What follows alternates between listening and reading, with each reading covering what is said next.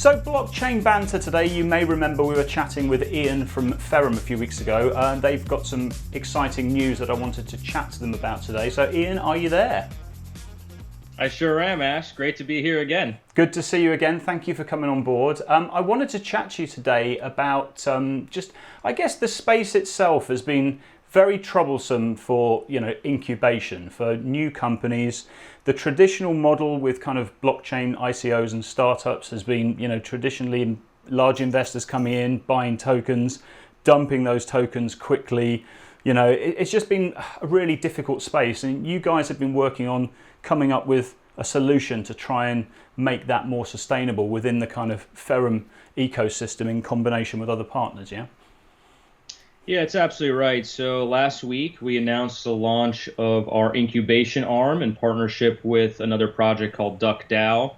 They specialize in what I refer to as a decentralized fundraising model, which, as compared to the VC model or the standard incubation model, provides far more token distribution at launch. That's really one of the key differences between our approach and the old ways. Yeah, because I think the idea of a few people just getting a load of tokens, whales. I mean, that goes against the whole idea of sort of decentralized approach of blockchain, doesn't it? Really? Yeah, it's certainly the antithesis of the ethos that we all espouse to support. But on a practical level, it does it can do terrible things to the project, which is trying to ultimately grow post raise, and it does terrible things for the retail investors who often come in later after the VCs get their large discount and buy hundreds of thousands of dollars worth of tokens at the earliest stages.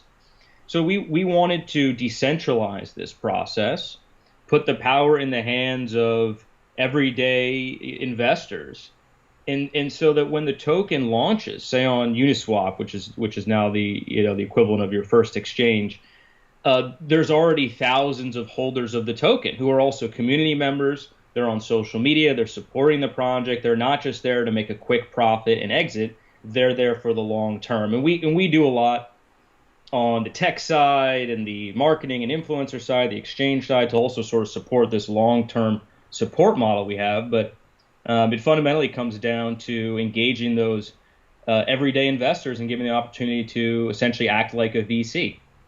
And with it, it's the Foundry, isn't it? Is the name of the initiative, as I understand it. With the Foundry, in association with DuckDAO, you're also going to give people all the benefit of the Ferrum ecosystem that you have in terms of, because one of the biggest problems I've seen with small startups as well is they're often very enthusiastic people that are very smart, but they often haven't got a lot of business kind of background and need a support structure around them in terms of some basic and extended, in terms of marketing or in terms of technology. Is that the plan also, to kind of wrap that around? Yeah, absolutely. There's a long-term model in place where we take on a role as active advisors to the project, leveraging our multiple years of experience, leading Ferrum and of course the DuckDAO team, being involved in hundreds of raises and hundreds of projects as advisors. So we bring that expertise across a multi-year period. So it's not just the pre-raise and launch and then we leave. It's those stages and then all the way through product scaling, because that's something that we've learned how to do with Ferrum, and we want to impart that knowledge on our incubation projects as well. So yeah, it's the long-term advisory model. But it's also the technology, as you mentioned. A big problem new projects have is, yes, they're enthusiastic, they have great vision, they may be very skilled in many ways, but they often don't have actually the technology launched yet, right? So they'll do the raise, list on Uniswap. There's no tech out, there's no real fundamentals, in the marketplace. And so what can happen is investors will lose patience as projects can take, a month, 2, 3, 4, up to 6 months or so to finally launch a product. It So what reminds me of Foundry that ICO. There was an ICO meme that came out, which was like what the ICO promises, and it's a picture of a fantastic stallion, and then what it delivers, and it's like a hand-driven, drawn sort of pair of dodgy horses' legs. I think there was a lot of that, wasn't there, in 2017 especially. Yeah, and it's still happening today, to be honest. I mean, you see so many of these derivative like YF projects, which I suppose they may have quote unquote tech, but it's just a fork of more established projects. So does that really? I don't know if it really counts as something that's going to stand the test of time. But what we can do as Ferrum is provide those projects with some early stage technology, not to replace what they're building or anything. It's just to provide them with technology like staking, swap technology, distribution technology, even KYC that we have, to provide them that early tech support and give them some early utility and give them time to build their own tech. Yeah. I obviously in the DeFi space, especially, or across kind of the whole of the blockchain world. Well, it's really we're sort of project agnostic in the sense that we're not only focused on incubating DeFi projects. We know DeFi is the hot thing right now, but we're talking to a number of projects that don't fit squarely within the DeFi space, but yet have excellent business acumen, an excellent use case, excellent vision. Will be, we think, great projects. And what we can do is sort of provide them with some supplemental, quote unquote, DeFi technology in terms of staking and the like. So it's sort of a marriage between the two. But no, we're just looking for great projects, great teams that are going to stand the test of time. And that whole community angle, I think, is hugely important too, because so many investors become completely disenfranchised if they're just like literally coming into some pump and dump scheme, and getting people involved, getting people actively involved, seeing the project being built. I mean, that's something that seems to be really about long-term sustainability rather than quick, cut and shunt approach. Yeah, I mean, I think there's a realization among all market participants that community is one of the most important factors in a project's long-term success. And one of the things that incubators, for the most part, fail to do is provide that community.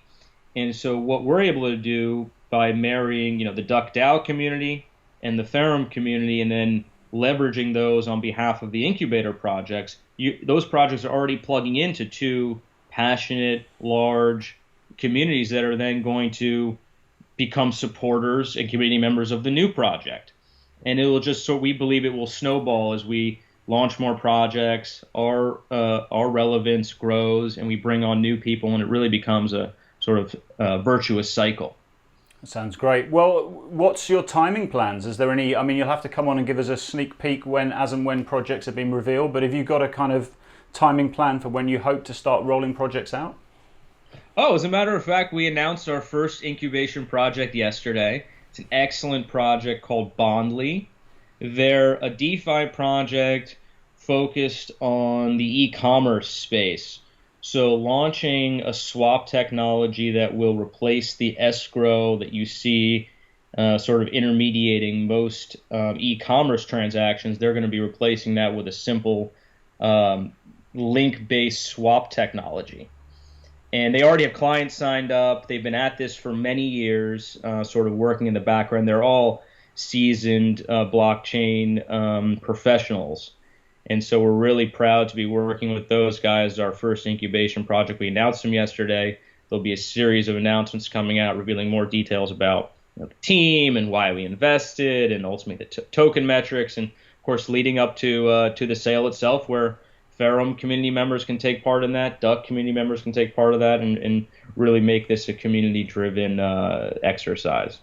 Great. Well, we're very excited about it. I know you've got a plan also with kind of engaging with the sort of YouTube community, because again, there's been a quite hackneyed approach in the past with certain projects just throwing loads of money at YouTube and influencers. You just dive in and shield something, take money out, then it sounds like you've got quite a good approach to getting people involved in a way that's sustainable on that front as well. Yeah, absolutely. I mean, another key factor in a project's success is their ability to market effectively. And for better or worse, we're an industry where influencers are needed for that to a large degree. And so we've come up with a really innovative influencer model, which essentially allows influencers the option that these are highly vetted influencers, by the way, and there's about 20 or 25 of them with a cumulative over 1 million followers that have been in the industry for a long time, very well respected people. So we then give them the option to invest in the early rounds of these incubated projects with the agreement then that they will promote the projects in an organic and sustainable way over the long term. If they fail in their end of the agreement, they're no longer given allocations in the subsequent projects. And so it's sort of this carrot and stick approach that I think will create sort of a sustainable approach to the influencer marketing side, which is so important.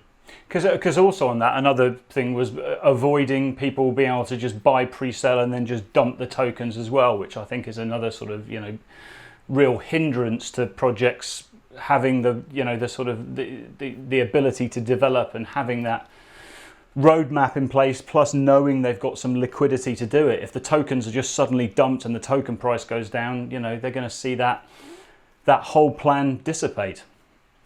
Yeah, that's one area we're working very hard to ensure that does not happen. And a key factor in that is the token metrics. So DuckDAO side of our partnership are excellent at formulating token metrics that are designed to work in the short, medium, and long term. So there aren't these huge sort of sell pressure initially. But the other key to making that side of the story work is ensuring that there aren't just a few people holding too many tokens. If a few people hold too many tokens, they can impact the market in an adverse way if they decide to exit. I mean, we understand people are going to sell and take profits. It's a natural part of investing, but you can't have one person or entity holding so much that if they decide to exit, the price tanks and never recovers. That's unacceptable, and that's why everyone gets a reasonable allocation, spread out over many investors. And so when one person exits, it's not going to have a material impact on the market. Yeah, that's a good plan. Well, we'd love to, we're obviously going to be involved. We'd love to talk more about it. We're very much into the idea of sustainability for this market to grow, companies to actually have the support and the practices in place that allow them to do that. And it's been a long time coming. So thank you for coming on today to chat about it. And as and when more announcements happen, hopefully we can get you back on. Love to come on anytime, Ash. We have many more incubation projects in the pipeline. There's a lot coming out as well for Ferrum. We're coming out with a very innovative new staking model, which you're the first person I've really told about. So your community now knows before really anybody else. So we're really excited to be launching that and many other exciting pieces of technology, partnerships, staking clients, everything else we're doing. So happy to come on anytime, Ash. We'll put all the details down below. Go and check it out. And Ian, thanks again for your time.